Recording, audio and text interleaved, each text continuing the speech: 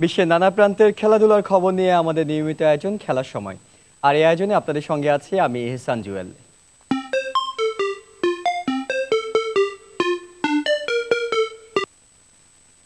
শুরুতেই দেশের ক্রিকেটের খবর। চ্যাম্পিয়ন্স ট্রফির আগে নিউজিল্যান্ডের বিপক্ষে স্বপ্নিল জয় দিয়ে দারুণ এক সিরিজ শেষ করল বাংলাদেশ ক্রিকেট দল।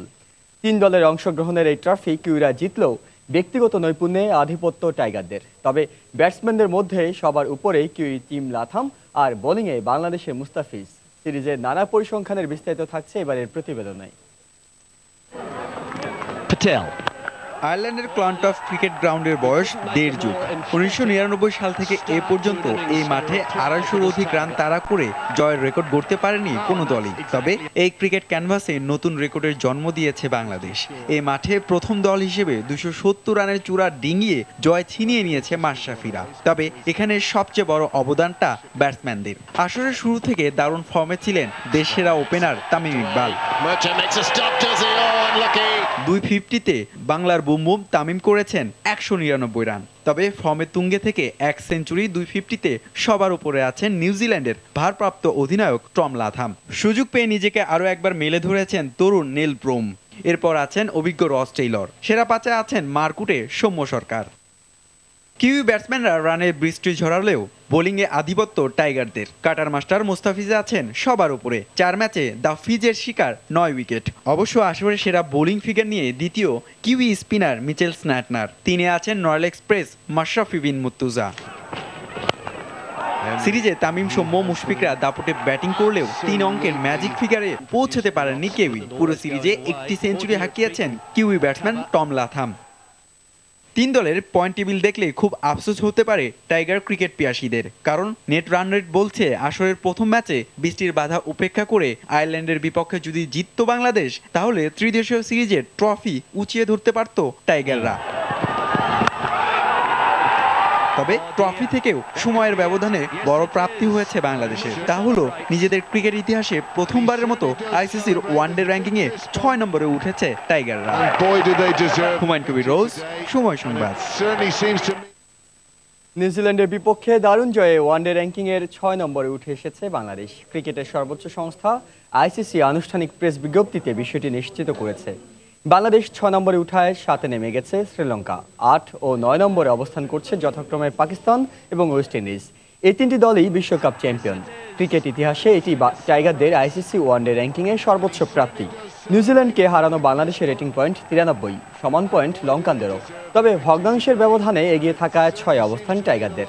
এই অর্জনে 2019 বিশ্বকাপে সরাসরি খেলার জায়গা পাওয়ার পথে অনেকটাই শক্ত অবস্থানে চলে গেল বাংলাদেশ। উল্লেখ্য 2017 সালের সেপ্টেম্বরের 30 তারিখের মধ্যে র্যাঙ্কিংয়ের সেরা 8 দল 2019 ইংল্যান্ড বিশ্বকাপে সরাসরি খেলার সুযোগ পাবে। বাকি 2টি দলকে কোয়ালিফাইং রাউন্ড খেলে বিশ্বকাপে অংশ নিতে হবে। বিশ্ব ক্রিকেটে বাংলাদেশ দিন দিন বড় দল হয়ে উঠছে। অদূর ভবিষ্যতে র্যাঙ্কিংয়ে বাংলাদেশ আরও এগিয়ে যাবে বলেই মনে করছেন বিসিবির game development manager Najmul Abedin Fahim. এদিকে চাপের মধ্যেও বাংলাদেশের বোলাররা প্রতিপক্ষকে চেপে ধরার সক্ষমতা অর্জন করেছে, যা চ্যাম্পিয়ন্স ট্রফিতে কাজে লাগবে বলে জানালেন সাবেক ক্রিকেটার হান্নান সরকার। বিশ্ব ক্রিকেটের সব পরাশক্তিদের ঘরের মাঠে নাস্তানাবুদ করার অভিজ্ঞতা হয়েছে টাইগারদের অনেক আগেই। আর বিদেশের মাটিতে বিশ্বের অন্যান্য সব দেশের সাথে জয়ের অভিজ্ঞতা থাকলেও ব্যতিক্রম ছিল শুধুই নিউজিল্যান্ড। সেই অধরা জয়টাও মাশরাফি বাহিনী ছিনিয়ে এনেছে বড় একটি সফলতার সাথে। একটা সময় ছিল বাংলাদেশ ওয়ানডে র্যাঙ্কিংয়ের 8-9 নম্বরে থাকার জন্যই প্রতিযোগিতা করত। ব্যাটিং বোলিং ফিল্ডিংয়ে নিজেদের শক্তিমত্তার প্রমাণ র্যাঙ্কিংয়ের 6 নম্বরে উঠে আসা। আর টাইগারদের বৈচিত্র্যময় বোলিং বিভাগে মুগ্ধতার কথা জানালেন সাবেক ক্রিকেটার হান্নান সরকার। আমরা প্রথম 10 ওভার ভালো জায়গায় বল করিনি, এই জন্য কিন্তু রানও হয়েছে, উইকেটও পড়েনি। বাট এখান থেকে অবশ্যই বলাররা শিক্ষা নিচ্ছে যে ভালো জায়গায় বল করলে সেটা যে কোনো উইকেটেই কাজে লাগতে পারে। আমার মনে হয় যে এটার কনফিডেন্সটা অবশ্যই কাজে লাগবে চ্যাম্পিয়ন্স ট্রফিতে। আমাদের কিন্তু স্টেপ বাই স্টেপ আমরা উপরের দিকে উঠে আসছি, এটা একটা পজিটিভ দিক। আমরা কিন্তু আগে স্বপ্ন দেখেছি কিভাবে 10-এর থেকে 9-এ যাবো, 8-এ যাবো, 7-এ যাবো। এই ম্যাচের উপর ডিপেন্ড করে আমরা অপেক্ষা করছিলাম, 6-এ যাওয়ার একটা স্বপ্ন দেখছিলাম।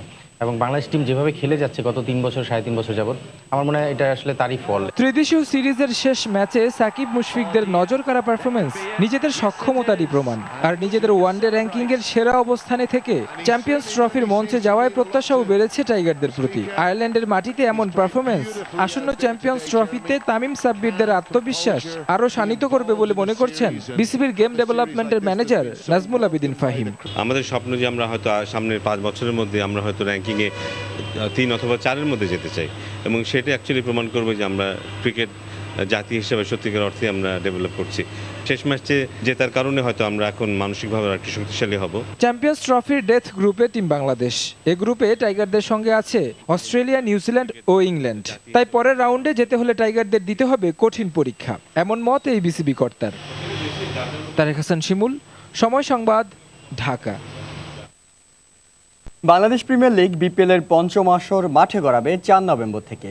এর আগে 2রা নভেম্বর হবে উদ্বোধনী অনুষ্ঠান, আর 16 সেপ্টেম্বর থেকে শুরু হবে প্লেয়ার্স ড্রাফট। বিসিবির মিডিয়া সেন্টারে আনুষ্ঠানিকভাবে সংবাদ সম্মেলনে এমনটাই জানিয়েছেন বিপিএল গভর্নিং কমিটির চেয়ারম্যান আফজালুর রহমান সিনহা।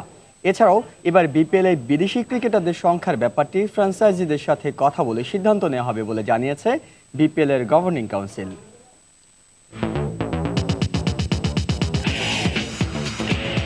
ঘরোয়া ক্রিকেটের অন্যতম আকর্ষণীয় আসর বাংলাদেশ প্রিমিয়ার লিগ বিপিএল-এর পঞ্চম আসর শুরু হওয়া নিয়ে শোনা যাচ্ছিল নানা খবর। কবে মাঠে গড়াবে বিপিএল-এর পঞ্চম আসর? তবে নানা জল্পনা কল্পনার অবসান ঘটেছে বিপিএল গভর্নিং কাউন্সিলের আনুষ্ঠানিক সংবাদ সম্মেলনে। গেল গভর্নিং কাউন্সিলের মিটিংয়ে সিদ্ধান্ত হয়েছে 4 নভেম্বর থেকে মাঠে গড়াতে যাচ্ছে বিপিএল-এর পঞ্চম আসর। বিপিএল-এর প্রতিটি আসরে উদ্বোধনী অনুষ্ঠান থাকলেও গেল বছর ছিল না কোনো উদ্বোধনী অনুষ্ঠান। আসার কথা হলো জমকালো আয়োজনে আবার হবে উদ্বোধনী অনুষ্ঠান। First match 4th November 2017. Players draft of BPL 2017, Saturday 16th September. Number of participating teams, আমরা আশা করছি 8টা টিম হবে। এখানে সিলেট অ্যাড হয়েছে, আমরা টেন্ডার দিয়ে দেবো, এখানে ওনারা অ্যাপ্লাই করেছে, মোটামুটি আমরা তাদের সিলেক্ট করেছি। গেলবার 7 দলের অংশগ্রহণে বিপিএল হলেও এবার দল বেড়ে দাঁড়াচ্ছে 8-এ। আর তাই দেশীয় ক্রিকেটারদের অপ্রতুলতার অজুহাত তুলেছে বিপিএল এর গভর্নিং কাউন্সিল। তাই কিনা প্রতি ম্যাচে 4 বিদেশি ক্রিকেটারের জায়গায় খেলানো হতে পারে 5 বিদেশি ক্রিকেটার। এতে কপাল পূর্বে দেশীয় ক্রিকেটারদের। যদি আমরা একটা ফ্র্যাঞ্চাইজি বাড়াই, তাহলে যে ইকুয়েশনটা দাঁড়াচ্ছে ওই পরিমাণ লোকাল ট্যালেন্ট এত বড় টুর্নামেন্টে নিজেদেরকে মেলে ধরার মতো দে আর নট রেডি। যদি 8টা টিমই হয়, ফ্র্যাঞ্চাইজির একটা আমাদের কাছে দাবি করেছে যে 5টা করে ফরেন প্লেয়ার খেলার পারমিশন দেওয়া হোক। ফ্র্যাঞ্চাইজির সাথে এটা আলাপ আলোচনার ভিত্তিতে হবে, বাট স্টিল নাও আমরা কিন্তু বলছি যে 4টাই। প্রতিটি দল 4 জন করে ক্রিকেটার আইকন ও A+ ক্যাটাগরিতে রাখতে পারবে। আর প্রতিটি ফ্র্যাঞ্চাইজিকে কমপক্ষে 10 জন এবং সর্বোচ্চ 13 জন করে ঘরোয়া ক্রিকেটার রাখতে পারবেন। তারেক হাসান শিমুল, সময় সংবাদ, ঢাকা। দর্শক, আগামীকাল ঢাকা প্রিমিয়ার লিগ ক্রিকেটে সুপার 6-এর হাই ভোল্টেজ ম্যাচে মুখোমুখি হবে আবাহনী ও মোহামেডান। এই ম্যাচকে ঘিরে দুদলই আজ অনুশীলন করছে মিরপুরের শেরে বাংলা জাতীয় ক্রিকেট স্টেডিয়ামে একাডেমি মাঠে। এই মুহূর্তে সেখানে আছেন আমাদের সহকর্মী নোমান আব্দুল্লাহ। আমরা সরাসরি চলে যাব তার কাছে। নোমান। জুয়েল, আপনাকে বলে রাখি যে ঢাকা প্রিমিয়ার লিগের কিন্তু সুপার লিগের খেলা শুরু হয়েছে এবং 2 দিনের বিরতির শেষে আগামীকালকেই কিন্তু শীর্ষ 6টি দল মাঠে নামছে। এর মধ্যে যেমনটি বলছিলেন জুয়েল যে এর মধ্যে ঢাকা আবাহনী এবং মোহামেডান কিন্তু কালকে মুখোমুখি হচ্ছে। আপনি জানেন যে বাংলাদেশের ক্রিকেটীয় ঐতিহ্য, ক্রিকেটীয় আবহের কারণেই হোক আসলে আবাহনী এবং মোহামেডানের ম্যাচটি অন্যরকম একটি প্রতিদ্বন্দ্বিতা পায়, অন্যরকম একটি লড়াইয়ের আসলে আভাস পাওয়া যায় এই ম্যাচটিতে। এই ম্যাচটিকে ঘিরে আসলে অন্যরকম একটি গুরুত্ব, অন্যরকম একটি মাত্রাও পায়। যেমনটি আমরা দেখেছিলাম আসলে এবারে ডিপিএলেই আপনার প্রথম রাউন্ডে প্রথম লেগের ম্যাচটিতে আবাহনী মোহামেডান যে ম্যাচটিতে মুখোমুখি হয়েছিল, আপনাকে যদি সেই ম্যাচটির কথা যদি আপনাকে বলি যে ম্যাচটিতে আবাহনী কিন্তু শুরুতে ব্যাট করতে নেমে লিটন দাস এবং নাজমুল হোসেন শান্তর সেঞ্চুরিতে কিন্তু 366 রানের পাহাড় সময় একটি সংগ্রহ করে এবং এই 366-67 রানের জবাবে ব্যাট করতে নেমে কিন্তু মোহামেডান